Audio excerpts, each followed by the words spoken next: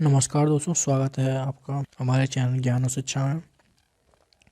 इससे पहले मैंने इसकी फर्स्ट क्लास की वीडियो बना रखी है, जिसमें मैंने वर्तमान भारतीय समाज और प्रारंभिक शिक्षा की शुरुआत की जो इम्पोर्टेंट हेडिंग्स हैं उनको मैंने पार्ट 1 में बता के रखा है। ठीक है, उसका लिंक आपको इस वीडियो के डिस्क्रिप्शन बॉक्स में मिल जाएगा। वहाँ पे जाके आप फर्स्ट पार्ट को या फर्स्ट क्लास को आसानी से देख पाएंगे।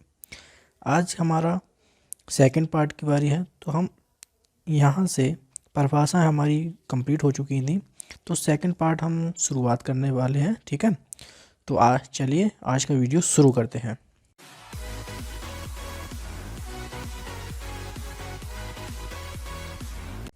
तो सबसे पहले हम लोग बात करते हैं इसमें शिक्षा की प्रकृति के बारे में। शिक्षा की प्रकृति अर्थात नेचर ऑफ एजुकेशन। ठीक है, सबसे पहले हम लोग जान लेते हैं कि इससे किस प्रकार के प्रश्न बनते हैं। तो सबसे पहला जो प्रश्न बनता है वो यह है कि शिक्षा की प्रकृति को समझाइए। शिक्षा की प्रकृति क्या है, ये आपका पहला प्रश्न बनेगा। फिर दूसरा प्रश्न होगा शिक्षा की प्रकृति की विस्तार पूर्वक व्याख्या कीजिए, ये आपका दूसरा प्रश्न है। फिर शिक्षा में आपका क्या अभिप्राय है, हमारे जीवन में यह किस प्रकार से एक सामाजिक और गत्यात्मक प्रक्रिया है, व्याख्या कीजिए, ये आपका तीसरा प्रश्न है। इन तीनों में से कोई भी एक प्रश्न आपसे पूछा जाता है, तब आपको मैं इसकी डिटेल जो बताने जा रहा हूँ उसको आपको हूबहू लिखना है। कोशिश करिए हूबहू ना लिख पाएँ तो आप अपने मन से कुछ इसमें ऐड करना चाहें तो वो भी ऐड कर सकते हैं। तो हम बिना किसी समय को बर्बाद किए इसको अच्छे से समझ लेते हैं, जिससे आपको इसको लिखने में थोड़ी आसानी होगी। तो सबसे पहले हम लोग बात करते हैं कि इसको किस प्रकार से हम समझ सकते हैं, शिक्षा की प्रकृति आखिर क्या हो सकती है, इस पे बात करते हैं। तो हम लोग जानते हैं कि शिक्षा के 3 अंग होते हैं। शिक्षा के 3 अंग होते हैं। पहला अंग है शिक्षक, द्वितीय अंग है छात्र और तृतीय अंग है समाज। ठीक है, ये हम लोग समझ गए। इन तीनों अंगों में ही समानता पाई जाती है, इन तीनों अंगों में ही समानता पाई जाती है, जिस कारण हम यह कह सकते हैं कि कोई भी सचेतन पदार्थ जड़ नहीं होता या नहीं हो सकता। इसी कारण से शिक्षा को जड़ वस्तु नहीं समझा जाता है। शिक्षा में गतिशीलता पाई जाती है, अतः हम यह कह सकते हैं कि शिक्षा की प्रक्रिया सदैव गत्यात्मक होती है।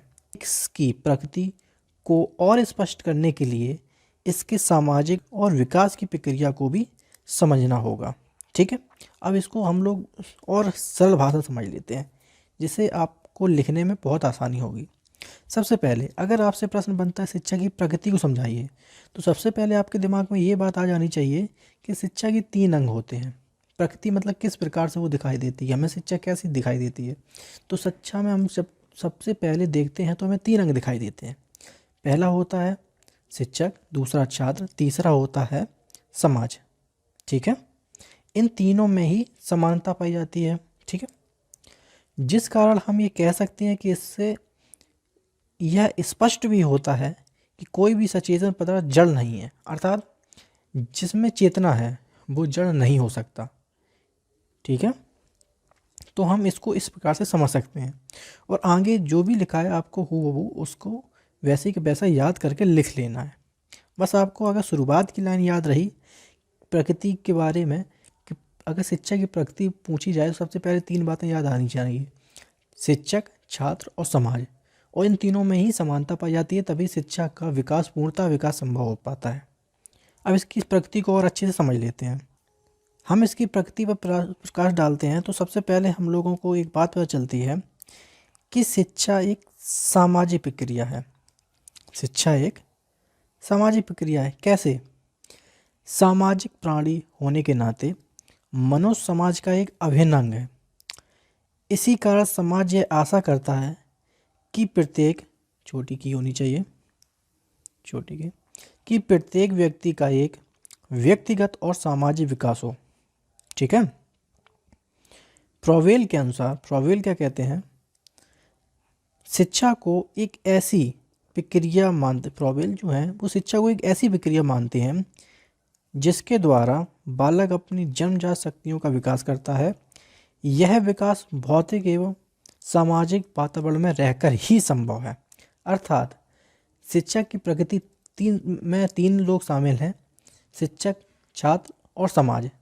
तो इन फ्रॉबेल का कहना है कि समाज में रहकर ही, भौतिक वातावरण में रहकर ही वह विकास को कर सकता है। ठीक है, अब इस बात को आप समझ गए होंगे किस प्रकार से शिक्षा समाज से जुड़ी हुई है। ये पहली हेडिंग है। ओके, दूसरी हेडिंग क्या कहती है? यह प्रगति के अंतर्गत हम लोग पढ़ रहे हैं, याद रखना। द्वितीय जो हमारी हेडिंग है वो क्या कहती है? शिक्षा विकास की प्रक्रिया है। ये हेडिंग याद रखना आप। ऐसा माना जाता है कि जन्म के समय बालक कुछ शक्तियाँ लेकर पैदा होता है। जैसे बालक एक विशिष्ट, हर बालक एक विशिष्ट बालक होता है, उसी प्रकार कि ऐसा माना जाता है कि जन्म के समय बालक कुछ शक्तियाँ लेकर पैदा होता है। इसी कारण इन शक्तियों को जन्मजात शक्तियाँ कहते हैं। ठीक है, बालक इन्हीं जन्मजात शक्तियों के आधार पर व्यवहार करता है। उसका व्यवहार पशुवत होता है। शिक्षा इन जन्मजात शक्तियों का विकास करती है। शिक्षा बालकों को उनकी संस्कृति का ज्ञान कराती है और बालक को इस योग्य बनाती है कि वह सांस्कृतिक विकास में योगदान दे सके। तो शिक्षा की एक और प्रगति क्या हुई कि शिक्षा विकास की एक प्रक्रिया है। शिक्षा जो है वह विकास की एक प्रक्रिया है। और विकास कैसे विकास? उसकी जन्मजात शक्तियों का विकास। बालक की जन्मजात शक्तियों का विकास शिक्षा के द्वारा होता है। तो यह उसकी एक प्रकृति है। ठीक है, तीसरी प्रकृति को समझ लेते हैं कि शिक्षा एक गतिशील प्रक्रिया है। कैसे गतिशील है? हम लोग, क्या उसके पैर होते हैं, क्या वो चलती है? इसको इस हिसाब से नहीं देखेंगे, हम लोग इसको दूसरे हिसाब से देखेंगे, दरअसल के हिसाब से कि अभी जो हम देख रहे हैं, जिस भी हम बात कर रहे हैं, उसके उद्देश्य से शिक्षा एक सामाजिक प्रक्रिया है। जो कि हमने ऊपर बात की कि शिक्षा एक सामाजिक प्रक्रिया है। प्रत्येक समाज में सामाजिक परिवर्तन होते रहते हैं। समाज हमेशा बदलता रहता है। ठीक है, सामाजिक परिवर्तन इस प्रक्रिया को प्रभावित करते हैं, जिससे सदैव समाज प्रगति करता रहता है। समाज अपने सदस्यों को इस प्रगति की जानकारी कराना चाहता है। जैसे कि क्या बदल गया है, हम लोग जब भी बैठते हैं, बात करते हैं, तो कुछ ना कुछ नई बातें निकलती हैं। तो समाज चाहता है कि आप समझें, पढ़ें, सीखें, बढ़ें। ठीक है, उसको जानकारी देना उसका स्वभाव है। तो समाज में परिवर्तन आने का पाठ्यक्रम भी बदल जाता है। इससे ये साबित होता है कि शिक्षा हमेशा गतिशील रहती है। इसका अर्थ है, जब भी हम लोग कुछ सीखते हैं या हम लोग कुछ जानते हैं, तो हम लोग जब भी आपस में बैठते हैं किसी के साथ कहीं पे भी, वो एक सामाजिक स्थान होता है या सामाजिक बैठक मान लीजिए, तो हम लोग अपनी बातों को वहाँ रखते हैं। तो जो हम लोग बात जानते हैं वहाँ रखते हैं, तो कोई ना कोई व्यक्ति उस बात को सीखता है और वो कहीं आगे जाके बैठता है और उस बात को बोलता है। तो ये इस प्रकार से शिक्षा अपनी एक कदम आगे चलती रहती है। ठीक है, तो ये हमारी हो गई शिक्षा की प्रकृति। ठीक, अब हम लोग अगली हेडिंग की तरफ बढ़ते हैं। इम्पॉर्टेंट है, ठीक है, ये हेडिंग भी, इससे पहली वाली भी इम्पॉर्टेंट थी। शिक्षा की शिक्षा प्रक्रिया। अगर आपसे पूछा जाता है कि शिक्षा प्रक्रिया को समझाइए, वो थी शिक्षा की प्रकृति, ये है शिक्षा की प्रक्रिया। ठीक है, एजुकेशनल प्रोसेस, वो थी नेचर ऑफ एजुकेशन। ओके, याद रखना, दोनों बातें अलग हैं। अगर हम शिक्षा की प्रक्रिया को समझाइए यह बात बोलते हैं, तो हम लोग किस बारे में बात कर रहे हैं, आइए जान लेते हैं। शिक्षा की प्रक्रिया, तो शिक्षा को हम लोग द्विमुखी, ठीक है, जिसके दो मुख हों, तथा त्रिमुखी, जिसके तीन मुख हों। शिक्षा को एक द्विमुखी या त्रिमुखी प्रक्रिया माना जाता है। शिक्षण प्रक्रिया के संबंध में सभी विद्वानों में मतभेद है। इसलिए शिक्षण प्रक्रिया को तीन भागों में विभाजित किया गया है। पहली, शिक्षा एक द्विमुखी प्रक्रिया है। दूसरी, शिक्षा एक त्रिमुखी प्रक्रिया है। तीसरा नंबर है, शिक्षा एक बहुआयामी प्रक्रिया है, अर्थात इसकी 2 या 3 आयाम नहीं है, उससे ज़्यादा आयाम है या ज़्यादा मुख है। ठीक है, लिखने का तात्पर्य, अब इसको बहुमुखी नहीं बोलते हैं, इसको बहुआयामी बोलते हैं। ओके, कि बहुत सारे आयाम हैं, हर आयाम में शिक्षा एक अलग रूप में दिखाई देती है। ओके, तो हम लोग सबसे पहले कंफ्यूज नहीं होंगे। वह शिक्षा की प्रकृति थी जिसमें छात्र था, शिक्षक, छात्र और समाज था। यह शिक्षा प्रक्रिया है जिसमें एक मुखी, दो मुखी यह प्रक्रिया बोलते हैं। ओके, अब हम लोग इन तीनों की अलग अलग डिटेल जान लेते हैं। सबसे पहले हमसे जो सवाल पूछा जाता है वह क्या है, ये बहुत ही इम्पोर्टेंट है, याद रखना, ये मोस्ट इम्पॉर्टेंट है। इसको आप मोस्ट इम्पॉर्टेंट में काउंट करिएगा, इसको आपको हर कीमत में याद करना है। शिक्षा एक द्विमुखी प्रक्रिया है, यह पहला प्रश्न है जो डायरेक्ट पूछा जाएगा। या अथवा में दूसरा प्रश्न जो हमारा बनेगा वो है, शिक्षा एक द्विमुखी प्रक्रिया व्याख्या कीजिए। इसमें भी आपको वही सब लिखना है जो पहले वाले में लिखना है।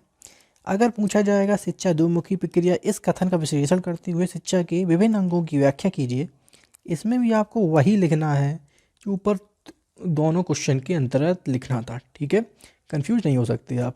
ये लघु उत्तरीय प्रश्न है, आपको कम से कम 1.5 या 2 पेज से कम नहीं लिख के आना है। अब हम इसको समझ लेते हैं कि कैसे ये द्विमुखी प्रक्रिया है। ओके,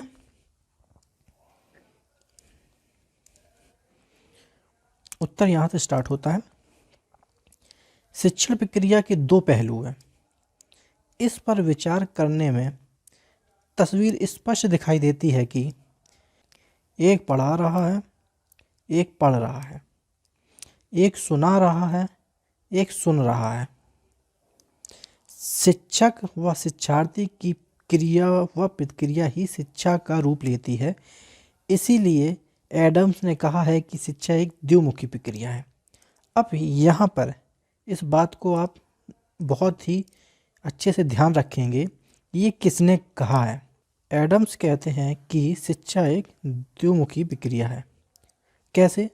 इसमें एक शिक्षक होता है और दूसरा छात्र। इसमें 2 पहलू हैं, एक शिक्षक है, दूसरा छात्र है। एक पढ़ा रहा है, दूसरा पढ़ रहा है। एक सुना रहा है, दूसरा सुन रहा है। अब आपको ये बात अच्छे समझ में आ गई होगी कि कैसे ये दो मुखी प्रक्रिया है। ठीक है, पहला मुख है शिक्षक, दूसरा मुख है छात्र।